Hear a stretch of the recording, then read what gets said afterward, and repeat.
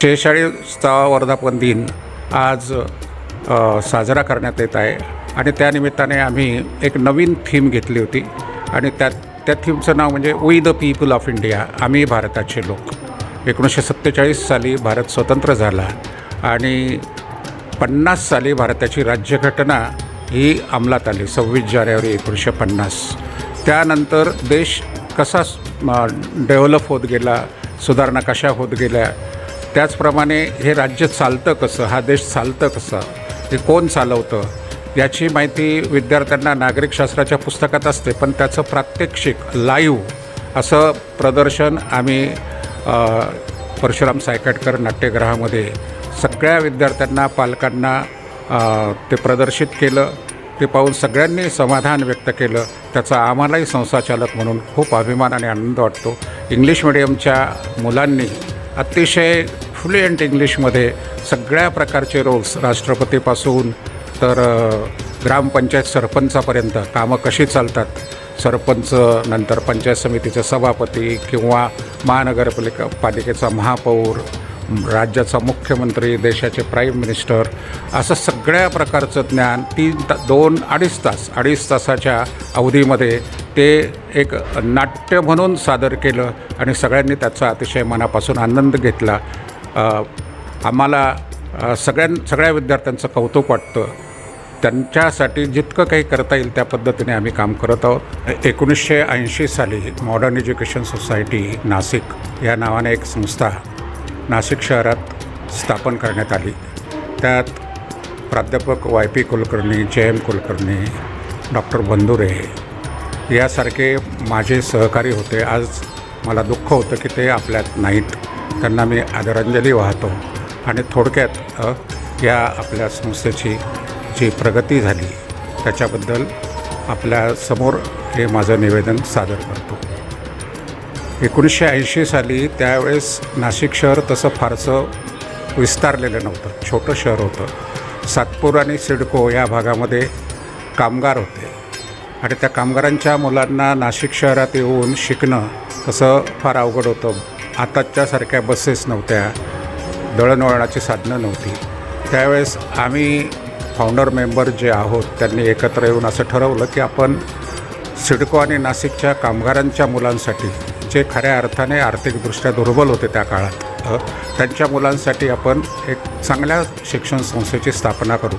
आणि त्या विचारानेच 18 ऑगस्ट 1980 साली संस्था स्थापन झाली. सुरुवातीला अशोक नगर जुनं सातपूर तिथं आम्ही इंग्रजी माध्यमाची शाळा सुरू केली. त्यानंतर माध्यमिक आणि मग नंतर मराठी माध्यमाची शाळा सुरू केली. त्याच्यात प्राथमिक, माध्यमिक अशा अशोकनगरला शाळा आत्ताच सुरू आहेत. त्याचप्रमाणे आम्ही सिडको येथे याच पद्धतीने इंग्लिश मिडियमची शाळा सुरू केली, प्राथमिक, नंतर माध्यमिक आणि मराठी माध्यमाची सुद्धा प्राथमिक आणि माध्यमिक. आज आपल्याकडे 8 युनिट्स आहेत, 3,500 विद्यार्थी शिकत आहेत, 100पेक्षा जास्त शिक्षक आपल्याकडे काम करत आहेत. आणि हे सगळं करत असताना अनेक अडचणींना तोंड द्यावं लागलं.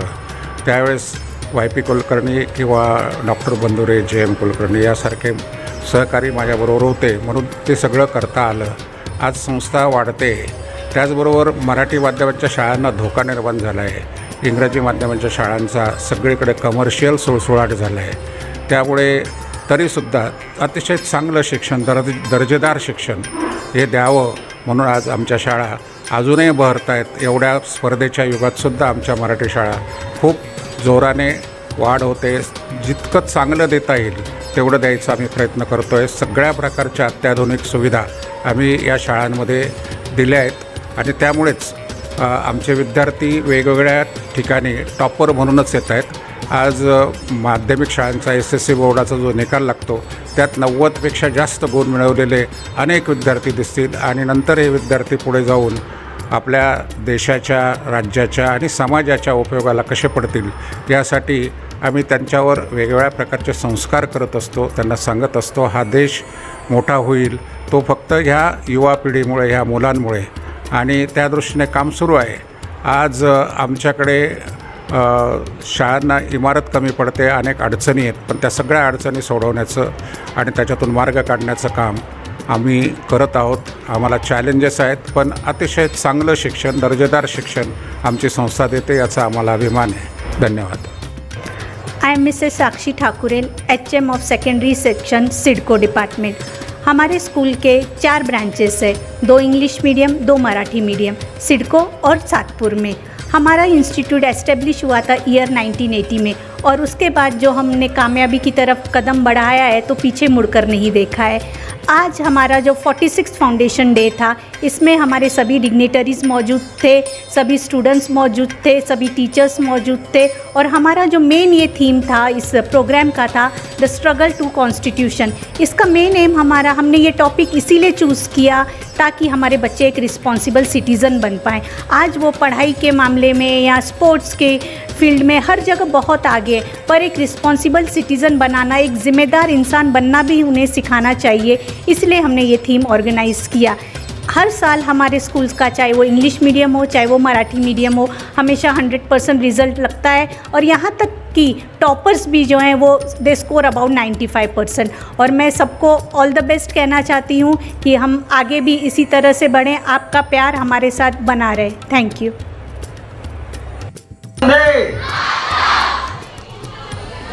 आज मॉडर्न एज्युकेशन सोसायटी च्या वर्धापन दिनानिमित्त या अतिशय पावन पवित्र सोहळ्यास आणि आनंदी सोहळ्यास सर्व उपस्थित असणारे परिसरातील सर्व पालक वर्ग, विद्यार्थी बंधू, सर्व शिक्षक वृंद, संस्थेचे सर्व कर्मचारी वर्ग, प्रिन्सिपल, तिवारी सर आणि सर्व